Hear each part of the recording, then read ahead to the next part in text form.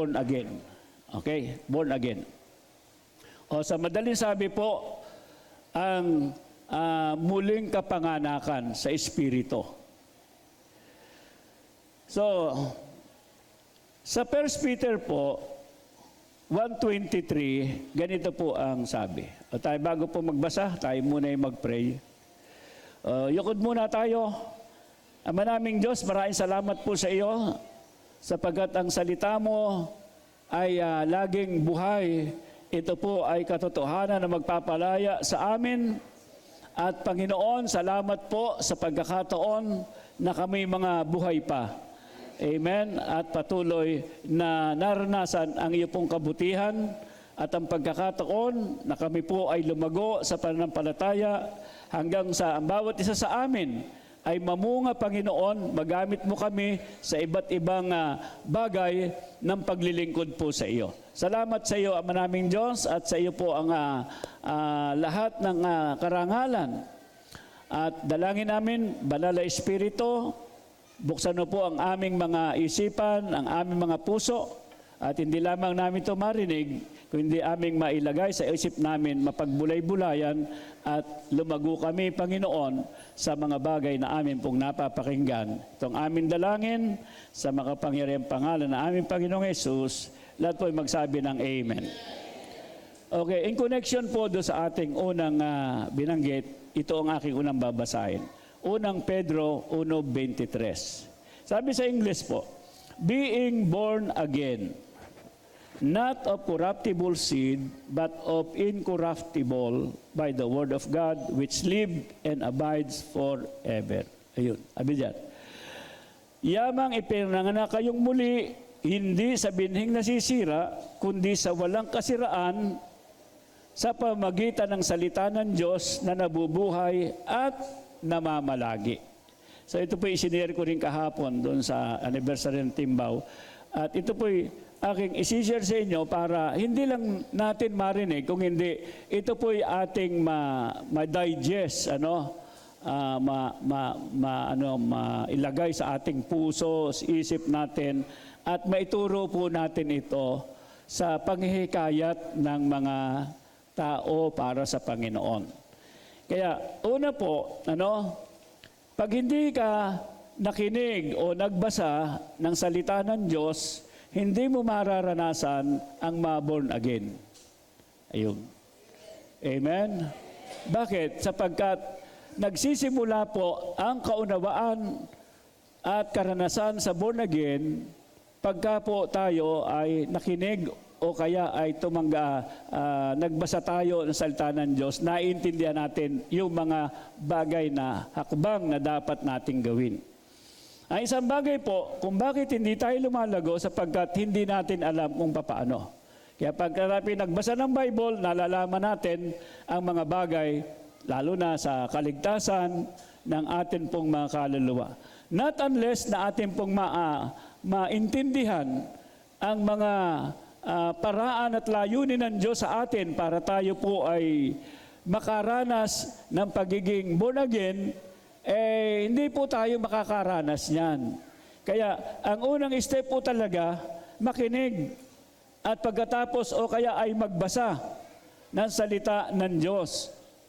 Kaya sabi niya, ipinanganak tayo muli, hindi sa binhing nasisira, kundi sa walang kasiraan sa pamagitan ng salita ng Diyos na nabubuhay at namamalagi.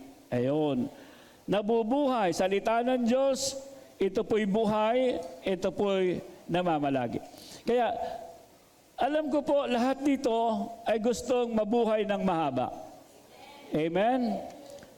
Sino po dito ang gusto ay maikli ang buhay? Taas ang kamay. So, gusto natin po lahat ay mahaba ang buhay. So, doon sa mga gustong mahaba ang buhay, taas ang kamay. Okay, so, yan po ang gusto ng Panginoon, mahabang buhay at buhay na pinagpala.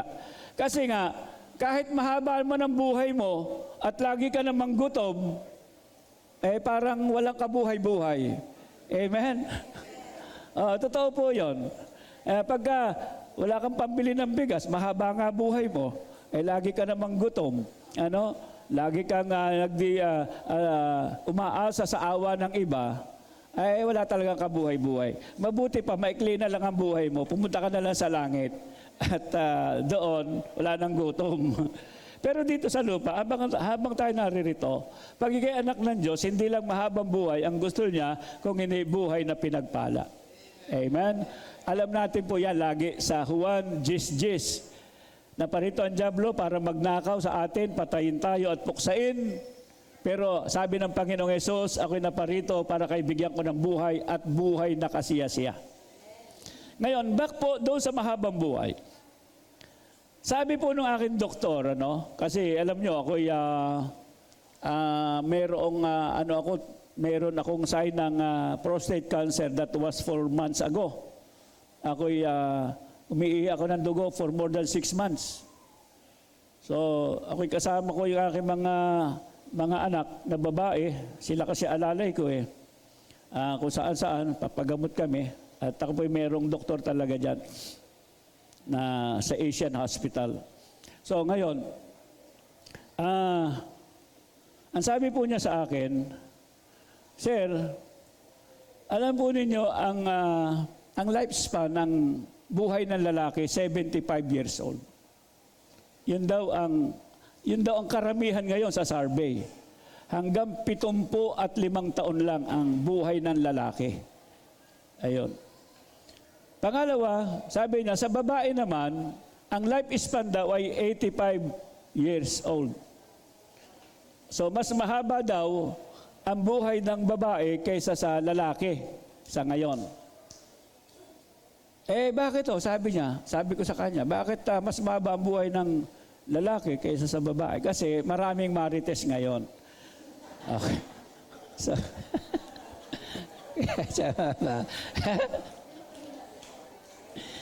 okay. Pero yun po yung sabi ng doktor. Pero ang punto po ganito, yung ating buhay na pansamantala po, kahit ka umabot ng 100 taon, si Senator Enrile, 99 na yata o 98, 99 taon. 100 taon na lang, 100 taon na siya. Ngayon, umabot man tayo ng 100 taon o mahigit pa, alam po ninyo, maikli pa rin ito. Hindi mahaba 100 taon. Compare po doon sa buhay na walang hanggan. Ang buhay na walang hanggan po, ay walang hanggan siyempre. Ibig sabihin, hindi po matatapos. Mahabang buhay kasama ng Panginoon sa langit. Kaya po, tinanong kayo kung sino ang mahabang buhay. Hindi lang po sa lupang ito, kahit na tayo po'y mahabang buhay o 100 taon tayong mabuhay, mamamatay din tayo. Kahit anong bait natin, kahit anong tapat natin sa Panginoon, kahit anong yaman o hirap natin, tatanda tayo eh. Sino rito hindi tatanda? Amen? Wala. Lahat po tayo tatanda. Pati mga artista tatanda yan. Pati presidente namamatay yan. Pati mahusay na mga doktor. So, mamamatay lahat yan sapagkat maikli ang buhay sa mundo. Amen? At ito ay hindi maiiwasan. Kaya, meron pong dito, sa Juan 3 and 7, mahalaga na maintindihan natin yung dalawang uri ng kapanganakan na mag-iiba ng atin pong kapalaran at ng ating destinasyon sa buhay. Ang sabi po rito, Juan 3 at 7. Ang sabi rito, Jesus answered and said unto him, Verily, verily, I say unto thee, except a man be born again, he cannot see the kingdom of God. Sabi niya, katotohanan sinasabi ko sa iyo, maliban ang isang tao ay mamatay, ay panganak na mag-uli, hindi niya makikita ang kaharian ng Diyos. Doon sa ibang salin po, sabi niya, hindi siya makakapasok sa kaharian ng Diyos. So, maliban ang ipanganak na mag-uli, Yan po ang magdadagdag ng mahabang buhay sa atin. Kaya nga, ang sabi po sa 4, sinabi sa kanya ni Nicodemo, paanong maipanganganak ang tao kung siya'y matanda na? Makapapasok baga siya bilang ikalawa sa tiyan ng kanyang ina at ipanganak? Sumagot si Jesus, ang sabi, katotohanan sinasabi ko sa iyo, maliban na ang tao ipanganak ng tubig at na espiritu, hindi siya makapapasok sa kaharian ng Diyos. Verse 6, ang ipinanganak na laman ay laman nga, at ang ipinanganak na espiritu ay espiritu nga. Huwag kang magtaka sa aking sinabi sa iyo, kinakailangan ngang kayo'y ipanganak na muli. Amen. So, ang kapanganakang mag-uli ay isang uri ng pasimula. Pagka ikaw ay nabuhay sa mundong ito, yung unang kapanganakan, ito po ay kapanganakan mo sa laman. Ipinanganakan ng iyong nanay at magsisimula kang mabuhay sa mundo. Walang tao na makapagsisimulang mabuhay na hindi ipinapanganak. Pero sad to say po, yan ay tatalakay natin, ang unang kapanganakan ay naging maikli dahilan sa ito'y nasira ang layunin ng Diyos sa kanila dahilan sa kasalanan. Kaya nga, mahalaga po na maintindihan natin, kapanganakang mag-uli, sabi sa 5, maliban ang tao ipanganak sa tubig at espiritu, hindi niya makikita ang kaharian ng langit, ang kaharian ng Diyos. Sabi diyan, hindi siya makakapasok, sabi dito, ay hindi siya makapapasok sa kaharian ng Diyos. Ito po ang simbolo ng kapanganakan ng tubig at espiritu. Hindi po ito yung pagbabautismo. Ito po yung sabi sa Ezekiel, sa 36:27 at 36:25-27. Sabi dito, wiwisikan ko kayo ng tubig na dalisay upang kayo'y luminis. Aalisin ko rin ang naging mancha ninyo dahil sa inyong mga Diyos-Diyusan. Bibigyan ko kayo ng bagong puso at bagong espiritu. Ang masuwayin ninyong puso ay gagawin kong pusong masunurin. Bibigyan ko kayo ng aking espiritu upang makalakad kayo ayon sa aking mga tuntunin at masunod ninyong mabuti ang aking mga utos. Dito po ay sinisimbolo ng tubig ang anong tawag po dito? Yung salita ng Diyos na nagsasabi na tayo'y malinis na sa pamagitan ng mga salita na sa inyo ay aking sinalita. Doon sa 15 ng Juan, hindi ba? Sa 2 ba yun? So, malilinis na kayo. Sabi, babasahin ko po doon sa 15 ng Juan. Pakilagay mo nga yan dyan, PJ. 1 verse 15. Sabi dito, sa verse 3, sa verse 2, ang sabi po rito, ang bawat sanga na sa akin ay hindi nagbubunga, inaalis niya, at ang bawat sanga na nagbubunga, nililinis niya upang lalong magbunga. Sabi niya, doon sa verse 3 po, ngayon, malilinis na sa pamamagitan ng salita na sa inyo'y aking sinalita. Ito po ay may kaugnayan doon sa 1:23 ng aklat ng Pedro na ating binasa nung una. Kayo'y malilinis na sa pamamagitan ng salita na sa inyo ay aking sinalita. Amen. At ito po ay gawa ng Espiritu Santo sa pamagitan ng ating pakikinig ng salita ng Diyos. Tinatanggap natin ang mga alituntunin at ginagawa yung bahagi natin para tayo po ipanganak ng Espiritu Santo. At yan po ay sa pamagitan ng pagkikinig ng salita ng Diyos. Naunawa natin ang kahalagahan ng pagsisisi, naunawa natin ang kahalagahan ng pagpapatawad at nung ginawa ng Panginoon sa atin sa pamagitan ng salita ng Panginoon. So, ngayon, kaya ang sabi diyan, pagka tayo na born again po, tayo po'y nalilinis sa ating dating buhay. Kaya nababago po tayo, nakapagsisimula tayo sa isang panibagong pasimula na mayroong bagong puso, mayroong bagong isip, at ang mga aral ng Panginoon ay inilagay sa ating puso at ginagabayan tayo ng Espiritu Santo para gawin natin na sundin ang mga utos ng ating Panginoon. Kaya pag na-born again po kasi tayo, yun yung consciousness, yung kamalayan natin.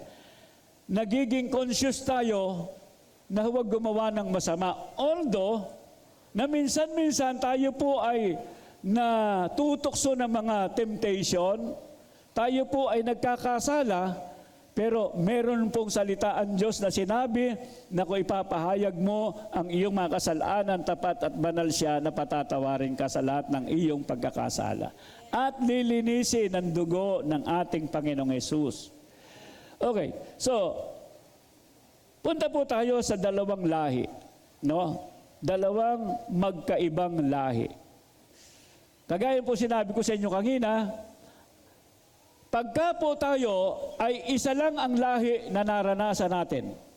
At yan po ay iyong lahi ng tatay mo. Kaya ang iyong apelyidong dala-dala ay yung iyong apelyido ng tatay mo.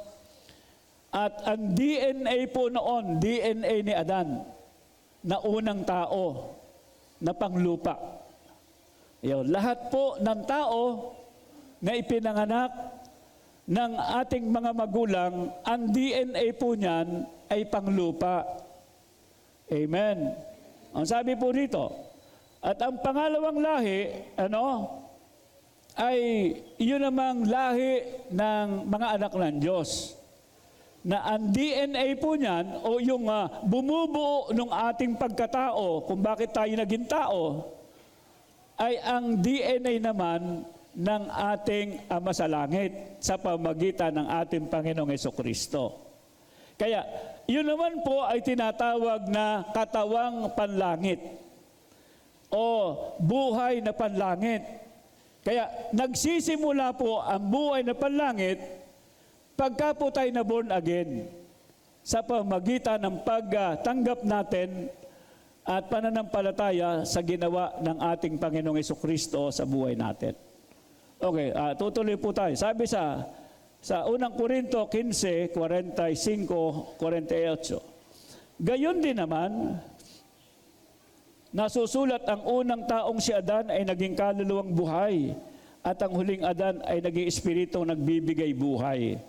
Bagamat ang ukol sa espiritu hindi siyang una, kundi ang ukol sa lupa, pagkatapos ang ukol sa espiritu.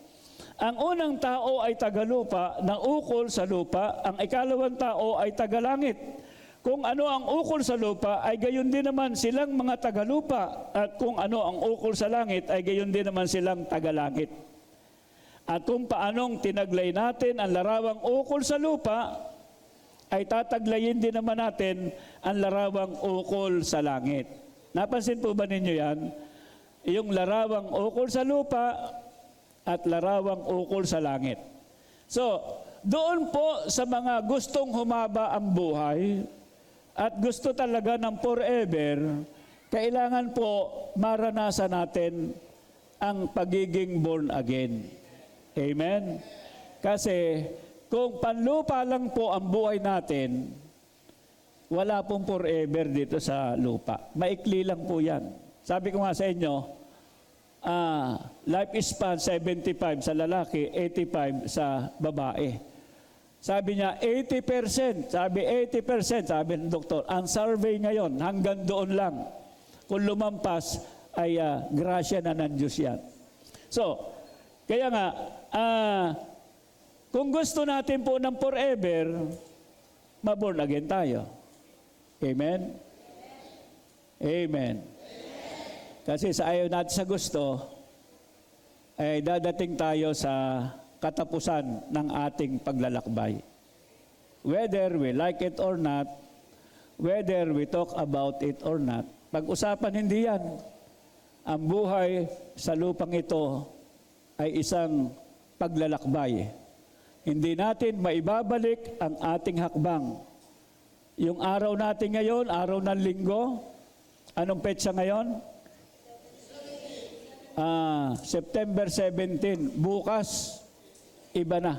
Dagdag na ang isang araw sa ating pagtanda, sa ating edad. Hindi na babalik yun. Amen. Ito isang patuloy na paglalakbay hanggang dumating tayo doon sa the end, doon sa finish line. Amen. Kaya, kung gusto niyo ng forever, mag-born again tayo. Amen. At alam ko naman, halos lahat po dito ay born again, kaya kayo nandirito. Amen. So, sabihin nyo doon sa inyong hihikayatin, kung gusto mo may forever, mag-born again ka. Amen. Sabihin mo, tandaan mo. Sabihin mo sa iyong katabi, tandaan mo, kung gusto mo ng forever, mag-born again ka. Ayun. So, ang unang lahi, number 3, ang unang lahi ay bumagsak dahilan sa kasalanan. Roma 5:14, bagaman ang kamatayan ay naghari mula kay Adam hanggang kay Moises, kahit doon sa hindi nangagkasalaman ang tulad ng pagsalangsang ni Adan na siyang anyo niyong darating. Sapagkat yamang sa pamagitan na isang tao'y dumating ang kamatayan, sa pamagitan din naman ng tao'y dumating ang pagkabuhay na mag-uli sa mga patay. Sapagkat kung paanong kay Adan ang lahat ay nangamamatay, gayon din naman kay Kristo ang lahat ay bubuhayin. Amen? So hindi nawala ng pag-asa nang ang unang lahi ay mapapahamak. Hindi, sapagkat gayon na lamang ang pag-ibig ng Diyos sa atin, ipinadala niya ang kanyang bugtong na anak upang ang sino man sa kanya sumampalataya, wag mapahamak kundi magkaroon ng buhay na walang hanggan, forever. Forever. Kaya nga, mahalaga po na maintindihan natin na maliban na, na ikaw ay maging anak ng Diyos. Hindi ka ligtas. Sabi nga doon, sa ating binasa sa Romans, Romans 5:14. Bagamat ang kamatayan ay naghari mula kay Adam hanggang kay Moises. Take note kahit doon sa hindi nangagkasalaman ng tulad sa pagsalangsang ni Adan. Kahit hindi tayo nagkasala, tulad ng pagsalangsang ni Adan, kasama tayo doon sa consequence ng parusa ng kasalanan ni Adan. Kaya lahat tayo nagkakasala. At ang kabayaran ng kasalanan ay kamatayan. Ngunit ang kaloob na walang bayad sa pamagitan ng Panginoong Jesucristo ay buhay na. Okay, anong talata? Korinto 6:23. Unang Korinto 6:23. Amen? So, lagi niyong tatandaan po yan. Lagi mo nga, PJ, yun, unang Korinto 6:23. Roma pala. Roma pala. Roma 6:23. Okay, so, ay, mabutit kayo nagbabasa. Tinanin niyo yan. Alam ninyo. So, tuloy po tayo, sapagkat ang kabayaran ng kasalanan ay kamatayan. Lahat tayo nagkasala. Sa 3:23 na Roma. Datapot ang kaloob na walang bayad ng Diyos ay buhay na walang hanggang kay Kristo Jesus na Panginoon natin. So, nagkakaroon tayo ng forever, buhay na walang hanggan, sa pamagitan ng ating, sa pamagitan ng ating Panginoong Jesus. Ayun. Lastly, sabi niya, pag na-born again, ang isang tao, nagiging anak siya ng Diyos at nagiging mamamayan ng kaharian ng Diyos at panlangit ang buhay. Ayun. Juan 1:12. Ito ang ito yung transition mula sa pagiging panlupa, nagiging panlangit tayo.